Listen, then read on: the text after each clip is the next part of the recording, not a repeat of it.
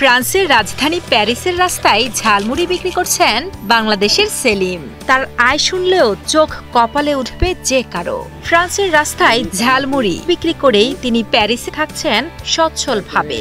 দেশে পরিবারের জন্য পাঠাচ্ছেন ভালো পরিমাণ রেমিটেন্স। প্যারিসের রাস্তায় এক ঠোঙা ঝালমুড়ি তিনি বিক্রি করেন 1 ইউরো, যা বাংলাদেশি মুদ্রায় 140 টাকা। আলহামদুলিল্লাহ, এটা যা হয় তাতে মোটামুটি খাইয়ে থাকে সংসার পরিবার দেশে টাকা পয়সা যা দিয়ে মোটামুটি আছে। সেলিমের ক্রেতা কেবলমাত্র প্রবাসী বাংলাদেশিরাই নন, বিদেশিরাও তার হাতের তৈরি মজাদার ঝালমুড়ির নিয়মিত ক্রেতা। উৎসাহ নিয়ে তারাও ছুটে আসেন সেলিমের হাতের মুখরোচক ঝালমুড়ির স্বাদ নিতে। मजा आ गया। हमको तो बॉम्बे याद आ गया। पेरिस में रह के इतना अच्छा झालमुड़ी आपको किधर नहीं मिलेगा। इधर आ जाओ, पोंता लेक्लेर्क के पीछे। बेस्ट वैल्यू, बेस्ट प्राइस, हर चीज़ बेस्ट। और सलीम भाई भी एकदम बेस्ट। ফ্রান্সের রাস্তায় ভ্রাম্যমান দোকান খোলা মাত্রই ছোলা, মুড়ি, চানাচুর, পেঁয়াজ, মরিচ আর সরিষা তেলের মিশ্রণে তৈরি মুখরোচক ঝালমুড়ির সুবাস ছড়িয়ে পড়ে আশেপাশের এলাকায়।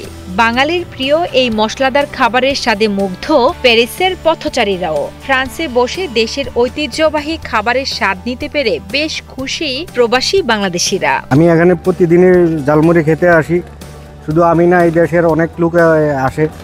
খুবই স্বাদ, কারণ দেশীয় স্বাদরা এখানে আমরা পাচ্ছি প্যারিসে। সেলিম ভাইয়ের এখানে সবাই আসবেন, আমাদেরও খুব ভালো লাগে দেশি একটা ঝালমুড়ি খাওয়ার জন্য। এই যে ফ্রান্সের মাটিতে আমাদের বাংলাদেশি ঝালমুড়ির দোকান, এটা সবচেয়ে বড়। আমাদের বাংলাদেশি ভাইদেরকে বলবো, যারা ফ্রান্সে অবস্থান করতেছেন, আপনারা মেট্রো হুসে এই সেলিম ভাইয়ের ঝালমুড়ি খাওয়ার জন্য আসবেন। অনেক সুস্বাদু, অনেক টেস্টি লাগছে। নড়াইল জেলার কালিয়া উপজেলার বাসিন্দা মোহাম্মদ সেলিম 6 বছর আগে পাড়ি জমান ফ্রান্সে। প্রথম 2 বছর বিভিন্ন কাজে যুক্ত থাকলেও ভালো না লাগায় গত 4 বছর ধরে শুধুমাত্র ঝালমুড়ি বিক্রি করছেন তিনি। ঝালমুড়ি তৈরি করতে প্রথমে ফ্রান্সের অবস্থিত বাংলাদেশি দোকান থেকে মুড়ি, ছোলা, চানাচুর, তেল কিনেন সেলিম। তারপর বাসায় বসে তৈরি করেন মশলা। দেশের ঐতিহ্য, স্বাদ আর সংস্কৃতিকে বিদেশের মাটিতে পরিচয় করে দিতেই এই উদ্যোগ নিয়েছেন বলে জানান প্রবাসীর ঝালমুড়ি বিক্রেতা সেলিম। আমি এখানে প্যারিসে ঝালমুড়ি বিক্রি করি। সবাই কাজ কাম করে, অন্য কাজ করে, রেস্টুরেন্ট আছে। কিন্তু আমি চিন্তা করলাম যে আমি একটা ভিন্ন কিছু করি।